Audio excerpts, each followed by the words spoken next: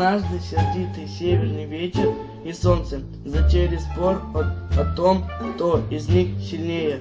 Долго они спорили и решили испробовать свою силу на одном путешественнике. Ветер сказал: «И сейчас вмиг сорву с него плащ». И начал дуть. Он дул очень сильно и долго, но человек только плотнее закутался в свой плащ.